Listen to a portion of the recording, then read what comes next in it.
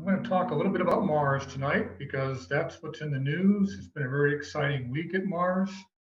Start off with a little traffic and weather. The weather on Mars varies quite a bit. As you can see, at Jzero Crater, we have a rover right now, and it has a weather station on that rover. And it's reporting a high temperature of 0 degrees Fahrenheit and a nighttime low of 99 below zero. That's been pretty consistent all week. We did get up to about 28 degrees one day. Again, it's early autumn on Mars, so the temperatures are starting to fall. But the difference between the high and the low is because the air on Mars is so thin, so it doesn't retain the heat from the day. As far as traffic, we've had a very busy week. The United Arab Emirates had launched a probe to Mars. It arrived on Tuesday morning. It was followed on Wednesday by China's spacecraft, which consists of an orbiter, a lander, and a rover. And then next week, on Thursday, the US spacecraft called Mars 2020 arrives in the afternoon. If you want to follow along on the mission, again, this will be Thursday afternoon. NASA will start live broadcasting around 2:15. Then you can always go to the mission website and get the details, and then go onto NASA TV to see what kind of coverage and news conferences and other programs of interest that they will have that day. It'll be a full day of informative broadcasts. So this is the spacecraft, the Mars 2020 spacecraft. There's 5 basic components. The top ring section there is called the cruise stage. This is the piece of the spacecraft that has provided all the power and all the instruments to get the spacecraft from Earth to Mars. A total of 300 million miles. It took them 7 months, and they arrive next week. The middle conical section is actually 3 pieces. The outside is called the back shell, and inside that component is the descent stage, and then the rover, which you can see tucked up in the bottom there. And at the very bottom of the screen is the heat shield. This will provide protection to the spacecraft as it falls through the atmosphere. The heat shield will get as warm as 2,400 degrees while keeping the components inside at room temperature. So here you can see the fully assembled spacecraft. This was taken at Kennedy Space Center just prior to being placed on top of the rocket for launch last July.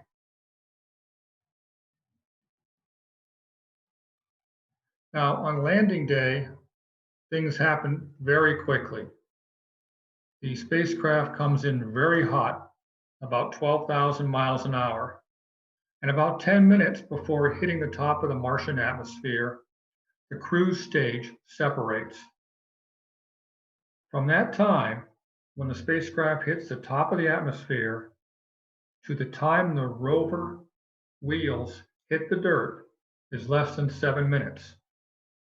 It's called the 7 minutes of terror because everything is happening 127 million miles away. It's all automated, and all the folks on Earth can do is sit and wait. And to complicate things, there's an 11-minute delay because of the distance between the 2 planets. This is similar to how we landed the Curiosity rover back in 2012, except this mission has some new technologies. One of the technologies that is going to be used on this mission is called range trigger. It's being used to open the parachute. This parachute is over 70 feet in diameter. It's being opened at almost 1,000 miles an hour. which is very tricky to do without ripping to shreds. And this new technology will be used to pinpoint the opening so that we have a precise landing. The other technology we're using is called terrain relative navigation. And this will be used to locate the safest landing spot on Mars. Through cameras and other software, the spacecraft will be comparing the landing area with maps it has stored on board. And if it senses that the spacecraft is going to land somewhere that's hazardous, it has the ability to adjust its descent. And here you can see the descent stage, which has 8 rocket motors, and the rover down below. Once the descent stage gets close enough to the ground, about 70 feet, it'll lower the rover down on cables to the ground. Once the rover's wheels sense that they're sitting on the ground, those cables will be cut and the descent stage will fly off. So, where are we going? We're going to a crater called Jzero Crater that happens to be located on the side of a very large plain in the northern hemisphere of Mars called Isidis Planitia. The crater is about 28 miles across and is now dry and barren, but billions of years ago, it might have contained a lake. At least that's what scientists believe happened over time. And so here's an artist's conception of what it might have looked like billions of years ago. There's actually, they've identified 2 rivers that appear to flow into the lake and 1 outlet that flows out of the lake. So even though the lake is long gone, it left behind some interesting outcroppings. These are called deltas. You would find something like this at the end of the Mississippi River. It's a large accumulation of sediment, a lot of clay. And the good thing about clay is it tends to preserve things. So this is where the rover is going to explore, this old delta. And it's hoping to find some indications or signs of ancient life in the rock and in the soil around that area. The mission is going to last 1 Martian year at least, and a Martian year is about 2 Earth years. And over that time, the rover will scout around looking for interesting areas to explore. And if it finds something of interest, it has the ability to collect samples, store those samples, and leave them behind for a future mission to pick up. It's also going to demonstrate some new technologies. One of the demonstrations is called MOXIE. Now, MOXIE is an experiment that is going to try to extract oxygen from the Martian atmosphere, which is comprised of carbon dioxide. And why is that important? Because if we ever go to Mars, if humans ever decide to explore or settle Mars in person, being able to create oxygen there saves us from carrying it with us. And it also is very useful for other applications like making rocket fuel. The other technology is Ingenuity. Ingenuity is a helicopter. This is going to be the first helicopter to fly on another planet. So it's a very special helicopter because the air is so thin. But if it works, we'll be able to use helicopters to scout out locations that humans can't get to or find things that are of interest.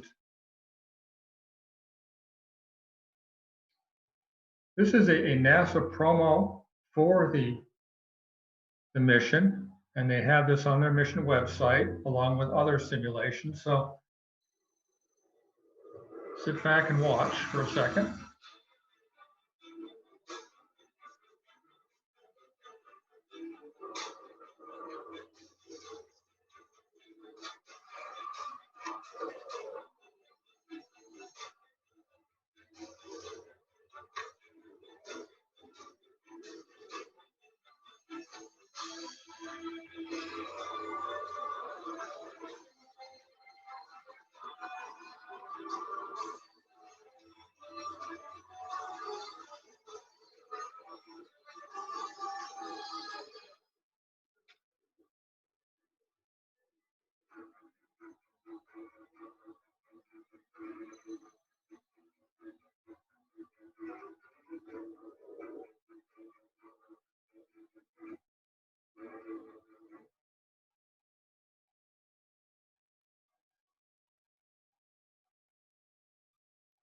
So that's just one of the resources at the mission site.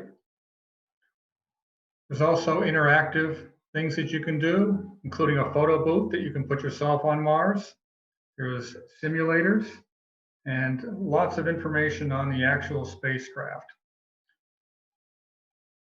Lastly, just to follow up with what Mark was talking about earlier, Thursday night, the night we land on Mars, is also an excellent opportunity to get out and see Mars. They'll be right next to the moon that night.